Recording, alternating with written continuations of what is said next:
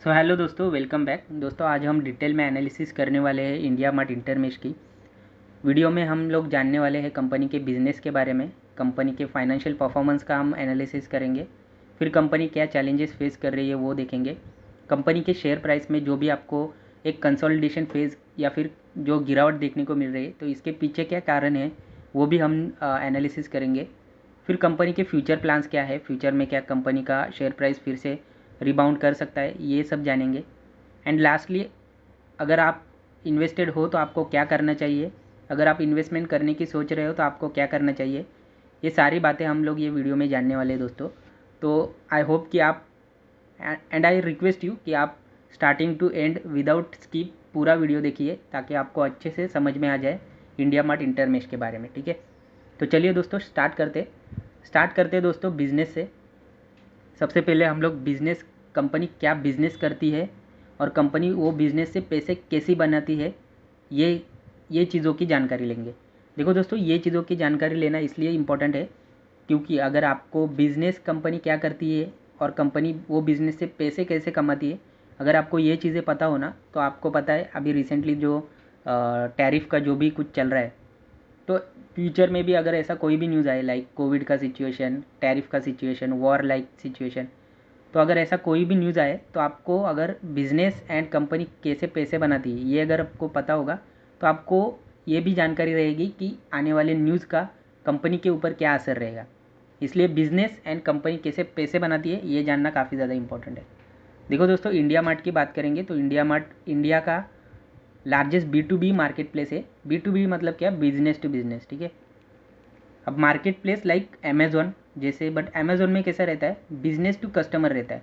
कोई बिजनेस रहता है वो कस्टमर को सेल करता है। यहाँ पे इंडिया मार्ट पे क्या रहता है, बिजनेस रहता है वो होलसेल में बिजनेस को सेल करता है। ठीक है, अब पैसे कैसे कमाता है वो बात करेंगे। तो यहाँ पे दो तरीके से पैसे कमाया जाता है। इंडिया मार्ट दो तरीके से पैसे कमाता है। एक तो हो गया सब्सक्रिप्शन फ़ीस एंड दूसरा है लीड सेलिंग। अब सब्सक्रिप्शन फ़ीस मतलब क्या, देखो दोस्तों, इंडिया मार्ट पे क्या रहता है, अगर समझो कोई सेलर है जिसको अपने प्रोडक्ट सेल करना है इंडिया मार्ट पे, तो वो क्या करेगा, इंडिया मार्ट पे एज अ सेलर रजिस्टर करेगा। रजिस्टर करने के बाद उसके पास कुछ सब्सक्रिप्शन प्लान्स रहेंगे जैसे कि सिल्वर हो गया, गोल्ड, प्लैटिनम। तो ये इन तरीके के प्लान्स रहेंगे जहाँ पे आप पकड़ के चलो, मतलब सब्सक्रिप्शन वाइज कुछ भी फ़ी रहती है पर मंथ। जैसे सिल्वर की समझो 500 पर मंथ, गोल्ड की 1000, प्लैटिनम की 1500। तो ऐसे सब्सक्रिप्शन प्लान रहते हैं एंड वो सब्सक्रिप्शन के प्लान के अकॉर्डिंग उनको वैसे सर्विसेज प्रोवाइड किए जाते हैं। ठीक है, तो जो भी सेलर इंडिया मार्ट पे अपना एज अ सेलर रजिस्टर करता है और किसी प्लान में रजिस्टर करता है, तो उससे जो भी सब्सक्रिप्शन फ़ीस आती है, तो एक तो ये तरीका हो गया जिससे इंडिया मार्ट पैसे कमाता है। दूसरा है लीड सेलिंग, सप्लायर्स पे फॉर बायर इंक्वायरीज। अभी यही लाइन से आपको समझ में आया होगा। लीड सेलिंग मतलब क्या रहता है, समझो अगर आप बायर हो, आपको अगर कुछ चीज़ परचेज़ करनी हो तो आप क्या करते हो, एज अ बायर रजिस्टर करते हो पहले तो इंडिया मार्ट पे। फिर इंडिया मार्ट आपको एक लीड सेलिंग का एक फॉर्म देता है जहाँ पे आपको आपकी डिटेल डालनी होती है कि आपको कौन सी चीज़ चाहिए, कौन सा मटेरियल आपको बाय करना है, कितने क्वांटिटी में बाय करना है, किस डेट पे बाय करना है और किस जगह पे बाय करना है। अब ये जो फॉर्म है ये इंडिया मार्ट अपने खुद के पास रखता है जिसको बोलते हैं लीड। ठीक है, और ये लीड सेलर को इंडिया मार्ट सेल करती है, XYZ कुछ भी अमाउंट रहेगा उसका, दैट आई डोंट नो। तो वो इंडिया मार्ट सेलर को सेल करती है। ठीक है, तो एक तो हो गया सब्सक्रिप्शन फीस एंड दूसरा लीड सेलिंग। तो ये दो तरीके से इंडिया मार्ट पैसे कमाता है।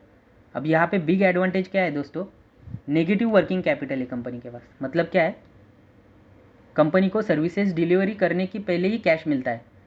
लाइक आप समझो ना, अगर कोई भी सेलर रजिस्टर करता है तो वो जब रजिस्टर करेगा तो उसको फर्स्ट डे पे ही सब्सक्रिप्शन फ़ीस भरना है। ऐसा नहीं है कि आप अभी रजिस्टर करो, पहले सर्विसेज प्रोवाइडेड करो, देन हम आपको सब्सक्रिप्शन फ़ीस देंगे। ऐसा नहीं होता है।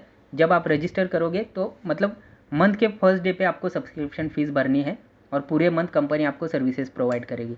तो यही है, ये एक बिग एडवांटेज है कि कंपनी के पास पैसा मतलब कैश जल्दी आ जाता है। ठीक है, तो आई होप दोस्तों कि आपको अभी बिजनेस एंड कंपनी कैसे पैसे बनाती है ये बात तो आपको समझ में आई।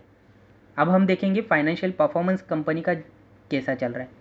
बात करेंगे क्वार्टर थ्री के फाइनेंशियल परफॉर्मेंस के बारे में, जहाँ पे मैंने कुछ गुड पॉइंट एंड कुछ बैड पॉइंट डिस्कवर किए हैं। अब देखो गुड पॉइंट क्या है कि रिवेन्यू में ग्रोथ दिखी है इस बार, 16% का ईयर ऑन ईयर ग्रोथ है। 354 कंसोलिडेटेड जो भी रिवेन्यू है 354 करोड़ का आया है। स्टैंड अलोन अगर देखोगे आप 337 का स्टैंड अलोन रिवेन्यू था, जिसमें 16% की ग्रोथ है। एंड सब्सिडरीज से आया है 16.3 करोड़, जिसमें 30% का ग्रोथ है।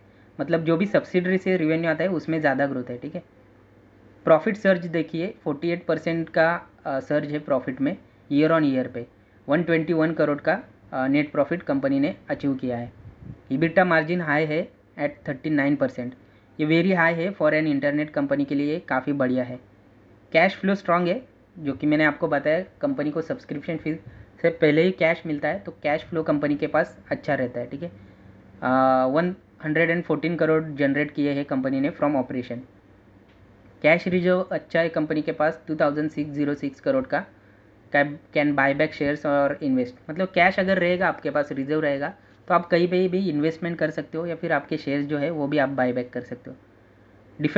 डिफर्ड रिवेन्यू पे यहाँ पे डिफर्ड रिवेन्यू अप हुआ है 17% से 1492 करोड़ का यहाँ पे अप दिखाई दे रहा है, ठीक है। फ्यूचर रिवेन्यू लॉक्ड इन, मतलब ये डिफर्ड रिवेन्यू आप ऐसा ही समझो कि जो सब्सक्रिप्शन फीस का ही मैंने आपको बोला ना, वही है डिफर्ड रिवेन्यू। मतलब सर्विसेज प्रोवाइड करने के पहले ही वो रेवेन्यू आ जाता है, तो वो जो रेवेन्यू सर्विसेज प्रोवाइड करने के पहले आता है उसको बोलते हैं डिफर्ड रिवेन्यू। और जैसे जैसे सर्विसेज प्रोवाइड होती है वैसे वैसे वो रिवेन्यू का रिवेन्यू जैसे जैसे सर्विसेज प्रोवाइड किए जाते हैं तो वैसे वैसे वो रिवेन्यू रिकॉग्निशन हो जाता है, ठीक है। तो ये बात आपको समझना है। मतलब जो भी पहला सब्सक्रिप्शन का जो भी फीस आता है तो वो पहले डिफर्ड रिवेन्यू में जाता है, एंड देन जैसे सर्विसेज प्रोवाइड होते हैं वो फिर रिवेन्यू रिकॉग्निशन होता है, ठीक है। आप ये पॉइंट पे इतना ध्यान मत दो, ये शायद आपको कन्फ्यूजन में डालेगा, बट ये एक अच्छा पॉइंट है। कंपनी के पास कैश पहले ही आ जाता है, तो ये काफ़ी बढ़िया पॉइंट है, इस पर कुछ टेंशन लेने की बात नहीं है। फिर दोस्तों नेगेटिव पॉइंट, बैड पॉइंट जो है वो उसके बारे में बात करेंगे। अब देखो दोस्तों, यहाँ से आपको वीडियो पे ज़्यादा से ज़्यादा फोकस करना है, जो मैं अभी आपको कहने वाला हूँ तो इस पे आप ज़्यादा फोकस करिए, क्योंकि जो भी शेयर प्राइस पे आपको जो इम्पैक्ट दिख रहा है, जो मतलब जैसे आप एक्सपेक्ट कर रहे हो, इतनी बड़ी कंपनी है, इतनी अच्छी कंपनी है, एंड आप जैसे एक्सपेक्ट कर रहे होगे कि इसका शेयर प्राइस क्यों नहीं बढ़ रहा है, एक कंसोलिडेशन जोन में क्यों रह रहा है, तो ये जो अभी इस मतलब इससे आगे जो भी मैं आपको बताने वाला हूँ तो उससे ही शेयर प्राइस इम्पैक्ट होता है, ठीक है। तो नेगेटिव पॉइंट क्या है कंपनी के लिए दोस्तों, जो पेइंग सप्लायर्स है उसमें डिक्लाइन दिखने को मिला है। देखो जैसे मैंने आपको बताया कि 3 प्लान है कंपनी के पास, सिल्वर, गोल्ड, प्रीमियम, जिसमें सप्लायर रजिस्टर करते हैं, राइट। तो देखो किसी भी कंपनी का बिजनेस कब बढ़ेगा, जब सप्लायर की संख्या, सप्लायर का अमाउंट, मतलब सप्लायर्स अगर बढ़ते रहेंगे ईयर ऑन ईयर, तो वो अच्छी बात रहेगी, कंपनी उसी से पैसा कमाती है, राइट। अब यहाँ पे क्या हो रहा है ना दोस्तों, जो सप्लायर है वो डिक्लाइन पे जा रहे हैं। क्वार्टर ऑन क्वार्टर में ही 3700 सप्लायर डिक्लाइन हो चुके हैं। अभी के लिए कंपनी पे रजिस्टर्ड सप्लायर है 2,14,000, जो पहले 2,17,000 हुआ करते थे। मतलब डिक्लाइन आ रहा है सप्लायर में, तो आप समझिए ना, डिक्लाइन अगर आएगा तो ऑब्वियसली सब्सक्रिप्शन फीस आपकी कम होती जाएगी, राइट। अब ये डिक्लाइन क्यों आ रहा है दोस्तों, तो फ्यूअर न्यू साइनअप्स। कंपनी क्या कर रही है एक्चुअली, कंपनी है ना क्वांटिटी पे फोकस नहीं कर रही है, कंपनी क्वालिटी पे फोकस कर रही है। मतलब क्या है इसका, जो भी सेलर रजिस्टर्ड है इंडिया मार्ट पे, तो कंपनी उसको ज़्यादा बिजनेस दे रही है, उसको ज़्यादा सर्विसेज प्रोवाइड कर रही है, जो सप्लायर अच्छी क्वालिटी के प्रोडक्ट सेल कर रही है, तो उन पे ज़्यादा फोकस है कंपनी का। तो इसलिए क्या हो रहा है, जो स्मॉल सेलर है, जो स्मॉल बिजनेस सेलर है रजिस्टर्ड वाले, वो यहाँ पे साइन अप नहीं कर रहे, एंड जो साइन अप वाले हैं वो छोड़ के जा रहे हैं, ठीक है। फिर फेस्टिव सीज़न का थोड़ा बहुत इम्पैक्ट है, जहाँ पे लेस सेल एक्टिविटी हुई है, सेल जहाँ पे कम हुआ है, ठीक है, फेस्टिव सीज़न में।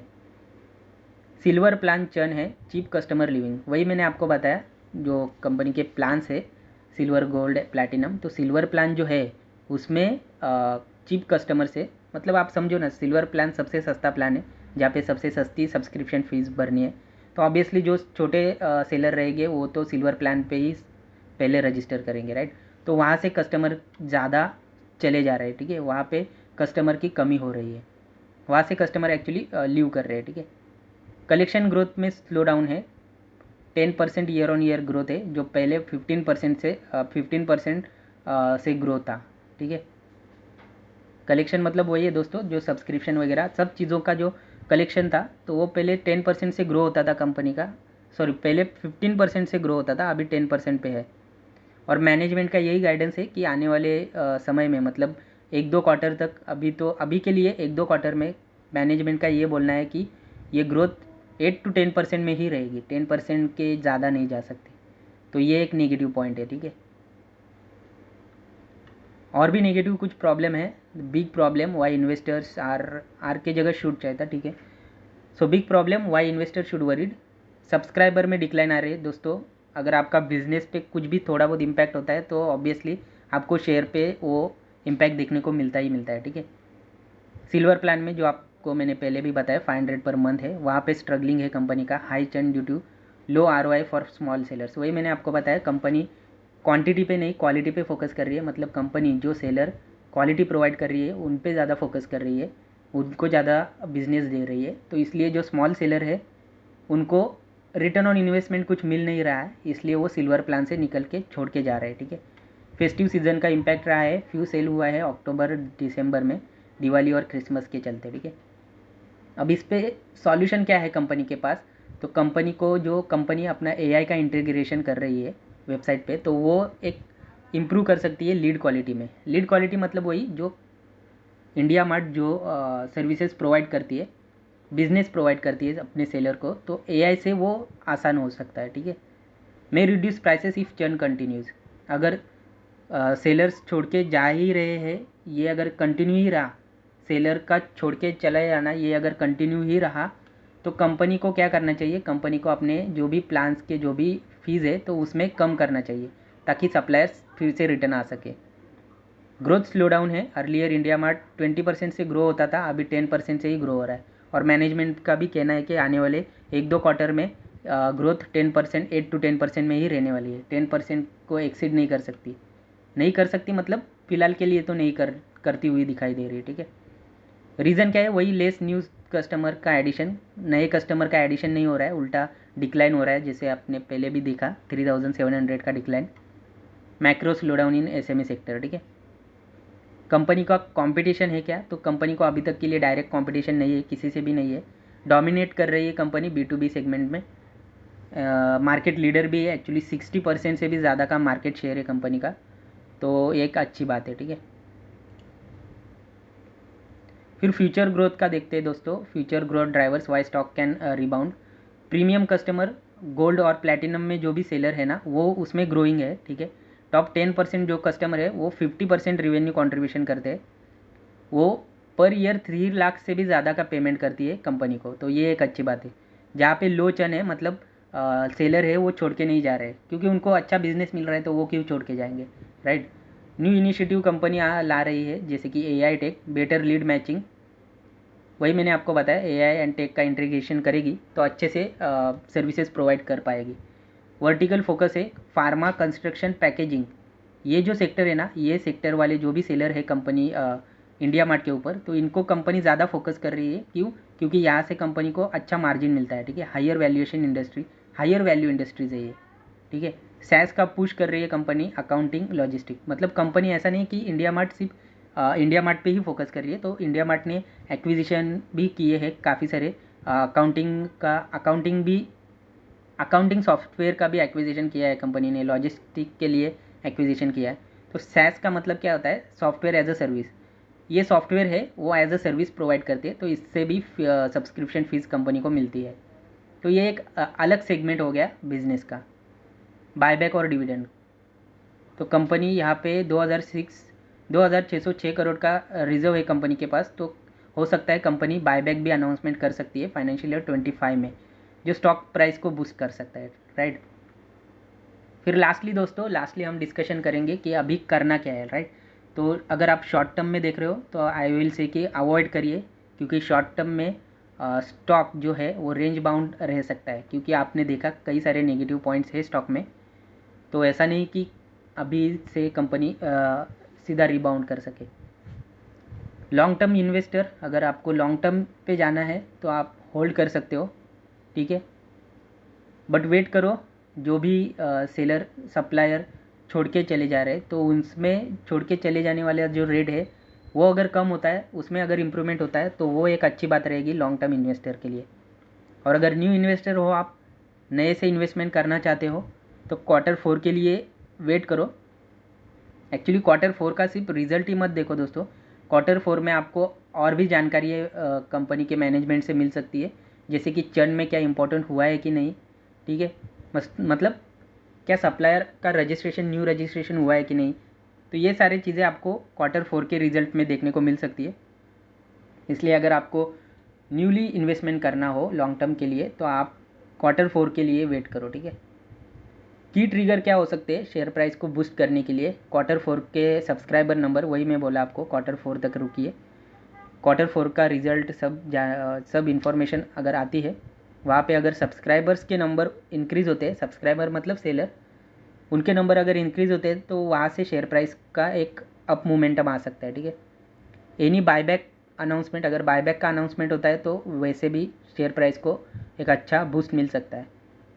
और अगर इम्प्रूवमेंट इन सिल्वर प्लान, जो आपने देखा है सिल्वर प्लान से कई सारे सेलर छोड़ के चले जा रहे हैं, तो अगर उसमें कुछ इम्प्रूवमेंट होता है तो वो एक अच्छी बात होगी कंपनी के शेयर प्राइस के लिए, ठीक है दोस्तों। तो ये अपना पूरा डिटेल में एनालिसिस था दोस्तों। अभी देखो दोस्तों, रिसेंटली जो भी निफ्टी में फॉल आया था तो उसकी वजह से आपने देखा होगा कई सारे शेयर में एक बड़ा फॉल आया था। इंडिया मार्ट पे भी वो असर देखने को मिला है, ठीक है। तो अभी यहाँ से क्या हो सकता है ना दोस्तों, शॉर्ट टर्म के लिए मैं आपको एक्चुअली मैंने अवॉइड करके यहाँ पे लिखा तो ज़रूर है, बट ऐसा नहीं है। शॉर्ट टर्म में अभी देखो, अगर निफ्टी अभी तो रिबाउंड हो रही है निफ्टी धीरे धीरे, तो हो सकता है कंपनी के शेयर प्राइस में भी हल्का सा एक रिबाउंड आ सकता है, बट ऐसा नहीं कि कंपनी का शेयर प्राइस एक आपको हाई रिटर्न दे सकता है, ऐसा नहीं है। तो थोड़ा सा रिबाउंड देके फिर एक आप बोल सकते हो थोड़ा सा रिबाउंड देके अगेन वो कंसोलिडेशन जोन में चला जा सकता है, ठीक है। तो यही है दोस्तों, आई विल सजेस्ट यू कि Q4 तक रुकिए। अगर पॉसिबल रहेगा तो आप मुझे कमेंट, किसी भी वीडियो के नीचे कमेंट करके बता दीजिए, तो मैं Q4 का जब रिज़ल्ट आएगा तो फिर से एक फ्रेश आप बोल सकते हो फ्रेश एनालिसिस वीडियो बनाऊंगा, जहाँ पे मैं आपको फिर से गाइड करूँगा कि क्या करना है, ठीक है।